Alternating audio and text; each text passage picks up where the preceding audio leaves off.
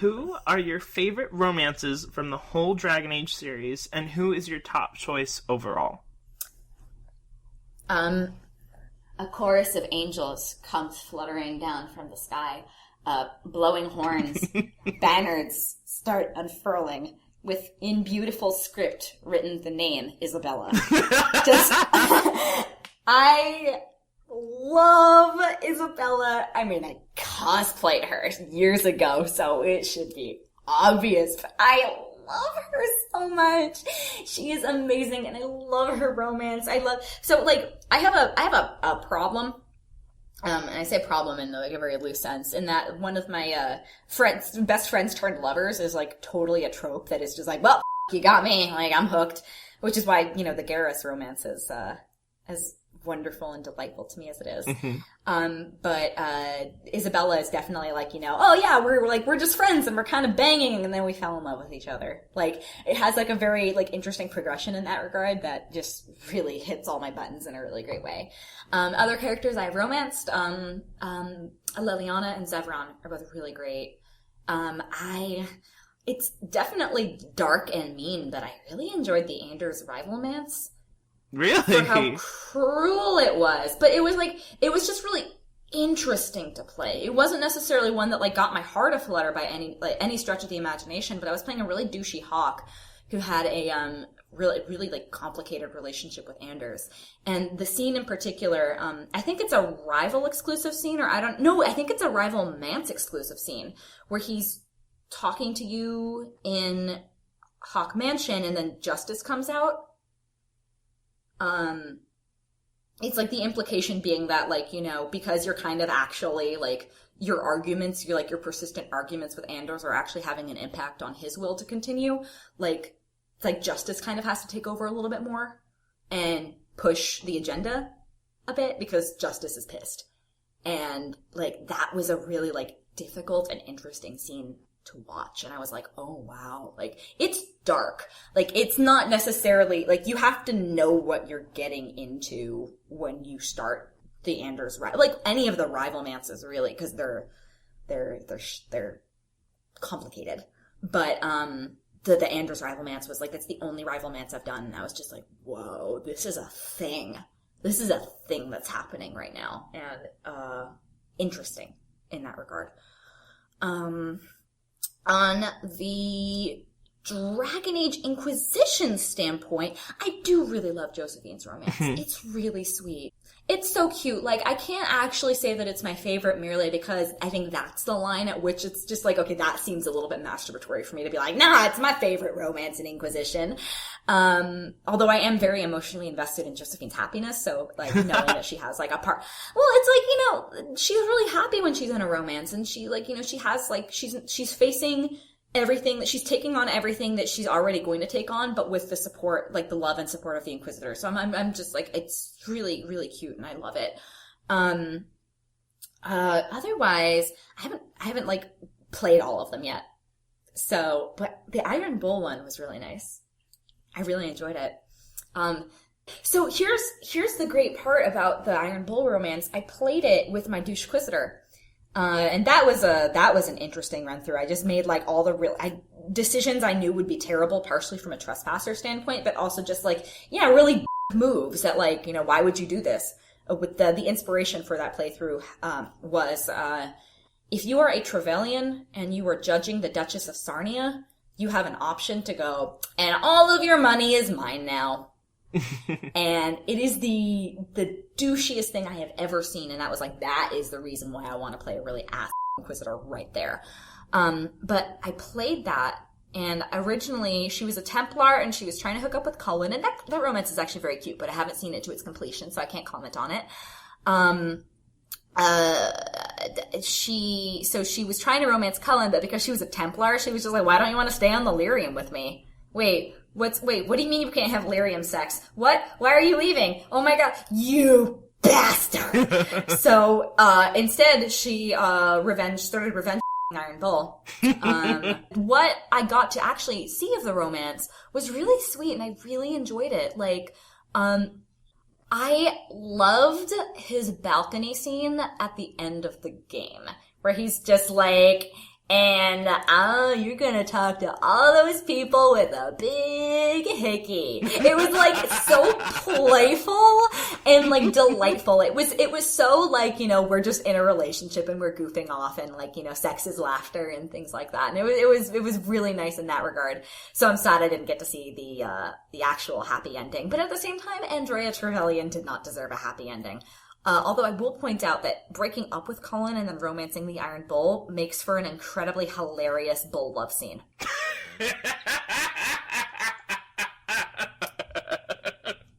Does his line change at all, or is it still like... It doesn't change at all, and it's hilarious. Although, for the record, by that same token, I feel like if you were to break up with Josephine and go for Bull, it would also be hilarious, because then she'd just be staring at Iron Bull's like, God damn, I understand why you left me. I want some of that. Like... Or, it's great. When I did that scene, when I romanced Iron Bull, I saved him for last, because I was like, okay, I'm gonna save, like, a really good one for the last romance that I do. So I saved him for the last. I did Cullen first, and then I saved Iron Bull for last. And then, when I did that, you know how certain Inquisition soldiers, will just randomly kind of walk into a scene?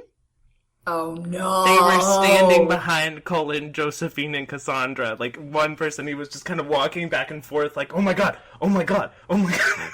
It was hilarious. It's amazing. It was hilarious. It's amazing. It was great too, because like I think my favorite scene wasn't just like the romance scene where Cullen, like that feel when Cullen walks in on you and your revenge bay doing the do. But also, the very last scene. Okay, so, I mean, this is two really great things. So, the last scene of when right after you beat Corypheus, and you go up.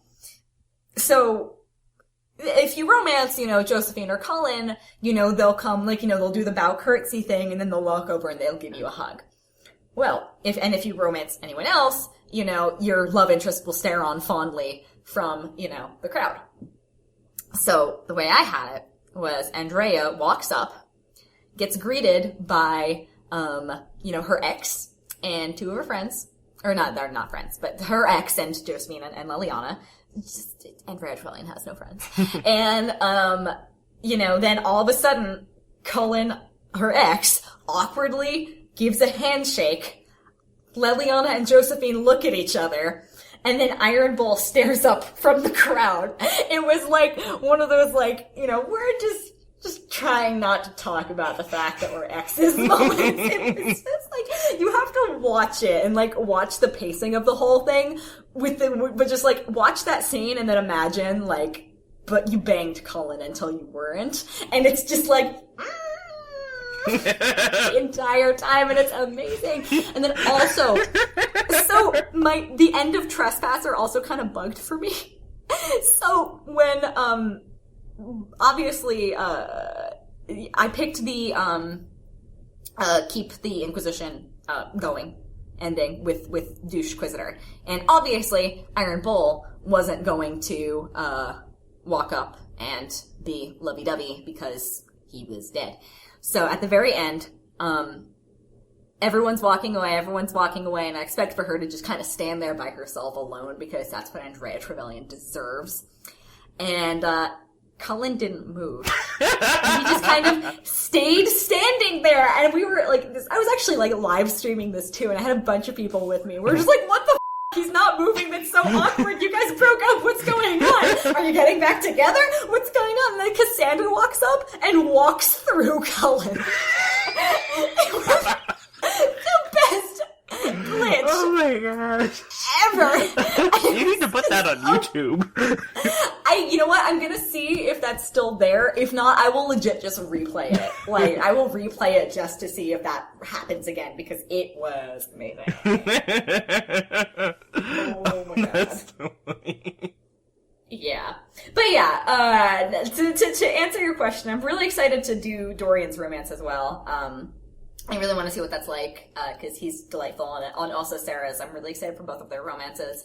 But my all-time favorite is in a heartbeat, Isabella. Absolutely. So, out of all the companions, non-romance ability included, who is your favorite from Inquisition and the whole series? A choir of angels descends from the sky. So we know my favorite altogether answer, obviously. With Wynn actually being a really close second. I loved Wynn. And Shale. Shale. Okay, they're like, you know, like, Shale is just like god tier. Everything about Shale is just amazing. Shale is awesome. But Isabella is still, like, one of my absolute favorites. As for Inquisition, that's tough. I like so many of them for, like, different reasons. I'm going to say it might be Dorian or Vivienne. Mm-hmm. I really love Cole. Like, I really love Cole. Mm-hmm. Cole is a little bit tougher from a party standpoint, though, because he's a dagger rogue who thinks he's a tank, and I'm like, Cole, baby, no. baby, no. Don't do it. Like, so that's tough. Yeah, that's the thing, too, like, because I always think, when I think about favorite companions, I also think from a combat perspective, which is why I love Wynn as well, because she's great. Not only is she badass grandma, but she's also badass grandma healer. I'm like, I'm totally down for this. She was great. I loved her. Isabella was kind of tough. You had to know how to, like, spec her from a tactic standpoint to make sure that she didn't die all the time, but she was really, like, really strong otherwise, and really great. Vivienne is a beast. Like, she's just a beast, from an actual gameplay standpoint. And Blackwall is the best f***ing tank in the world. From a combined gameplay and character perspective, in Inquisition, I love Vivienne. I really like Sarah, too. Sarah's fun. And, yeah, I think those two are good. And then my default tank is always Blackwall. Like, if unless there's, like, any, like, a reason, like, from a story standpoint that I'm like, no, I really think that he or she should be bringing Cassandra around instead, Blackwall is, like, usually my choice for a tank because he's so good at it. What is your personal opinion of Solas? That disaster. You know what? Who even goes, you know, I really screwed up and I made the veil. So you know what I'm gonna do? I'm gonna, like, literally reset the router of the universe by committing genocide. I'm like, no, Solas, that's not, you can, okay, sure, I mean, I guess that's a plan. Yeah, Solas, I love him. I actually, like, knowing the entire time that, you know, he was Red Wolf, and I didn't know what his plan was, when I was recording, but I knew who he was. But I always knew he was up to no good, because I knew he was the reason that Corypheus had the orb. Mm-hmm. But yeah, the first, I mean, I really like having Solas around, because his insights are always really interesting. And it's so cool getting to see the, like, words I'm looking for right now. Getting to see, like, even prior to, like, knowing what his plan fully was, seeing, like, the way that he described certain things was always, like, really interesting. Sometimes it was one of those things where it's just like, you know, he's talking to my Qunari Inquisitor, so it's like, oh, not all Qunari are, like, really terrible f***ing monsters. It's like, wow, thanks, Solas? Like, really? Like, racist grandpa? Okay, cool. But in general, he's just, just fascinating. He's just really, really interesting. And a good friend if you befriend him. Like, most of my Inquisitors are friends with him. I want to say Andrea is the only Inquisitor I've played so far who could not stand him. And that was purely because I wanted to see what happened. I knew that they were adding an option. Oh. A dialogue option, if you never took an investigate with Solas, that you can say something specific to him. And I wanted to see it really badly. And I also wanted to piss everyone off as much as possible, and I wanted to see how the punch worked out. And I gotta say, the punch was, like, kind of, like, it was funny. The punch was funny.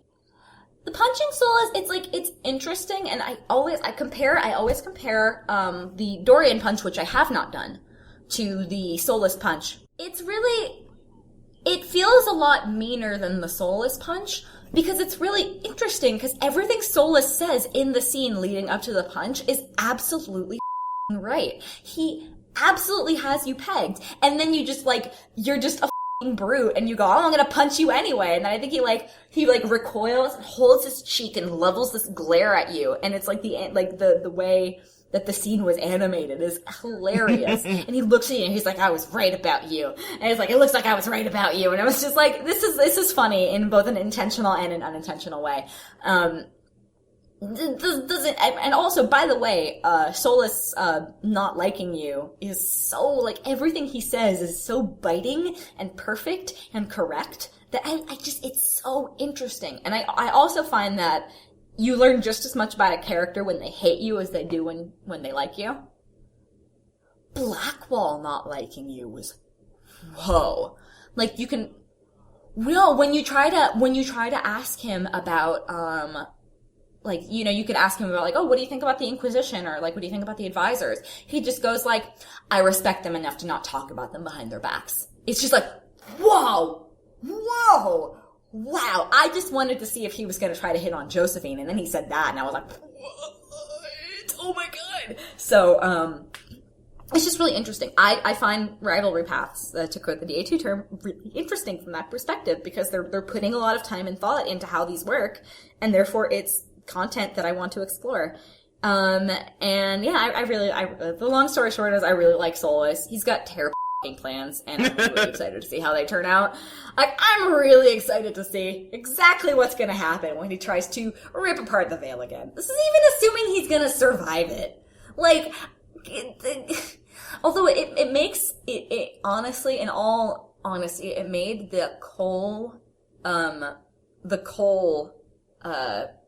mission where you kind of go spirit or human with him even darker. Mm-hmm. Because I'm under the impression that the reason why Soulless wants Cole to be a spirit is because he'll actually live. Oh. That's the impression I'm under. Like, just that, like, if Cole's a human, Cole's gonna die like everyone else, but if Cole's a spirit, the spirits are gonna live. The spirits will survive the Veil being torn down. Now I regret my choice. Well, honestly, I hope he doesn't pull it off anyway. But, like, you know, like, Soulless honestly values spirits more than people, which is a really interesting flaw for him to have.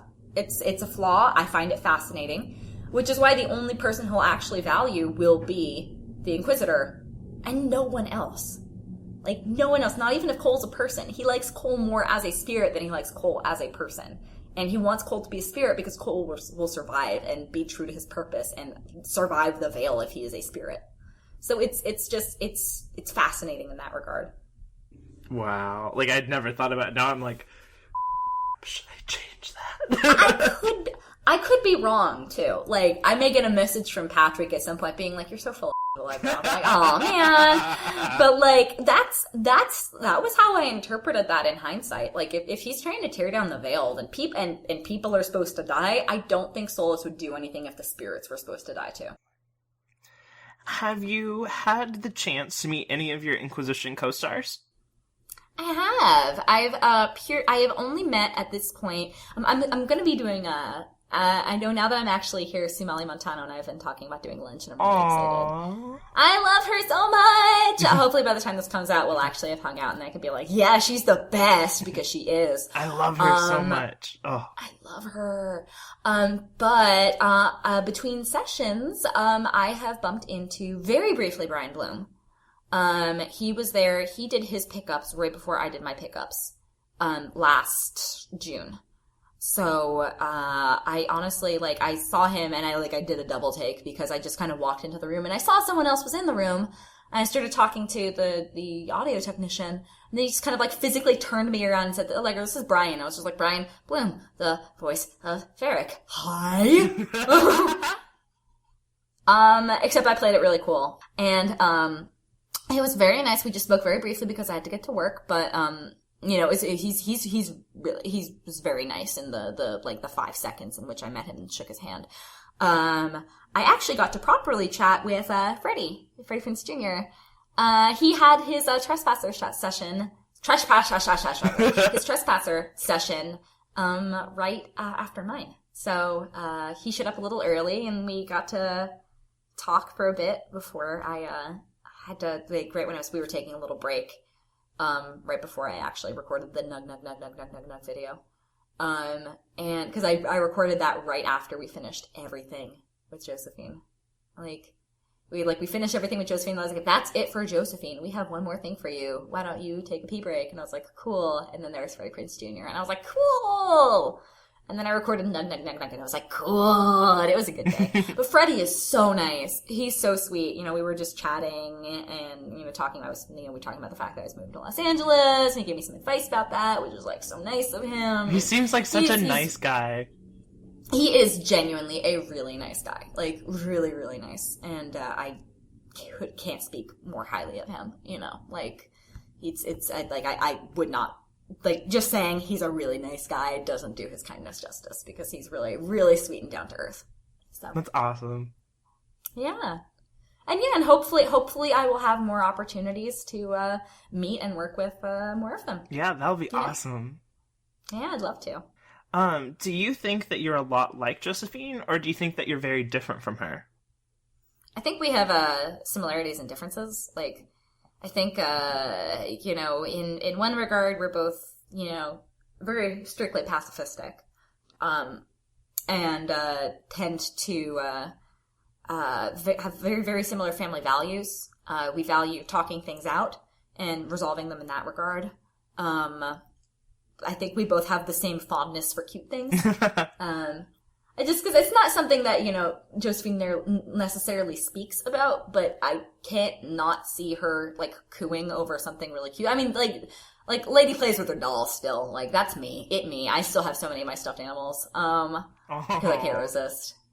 I think, we're both family oriented. I think, we both are very similar in the sense that we like to present ourselves, like, nicely. Like, she spends time on her appearance. I spent time, you know, like, hair, makeup, clothing, etc. Italian. Very Italian. You know, things like that. But, I have a temper, where she doesn't. She's a lot better at, holding herself back. Where I'm like, nope, like, gloves off, fight me. I think, she's a lot more patient than I am. I'm the Spitfire. As was in my Twitter bio for a while, I'm the Iron Glove. The Iron Fist beneath Josephine's velvet glove. In the sense that, like, you know, I'm a lot more tough cookie than she is, but at the same time, like, you know, her toughness is very different than mine. Where, like, I'm aggressive, where she's, like, I don't want to say passive aggressive so much as just manipulative. Like, she finds ways to get what she wants. Where I'm just like, I will fight you.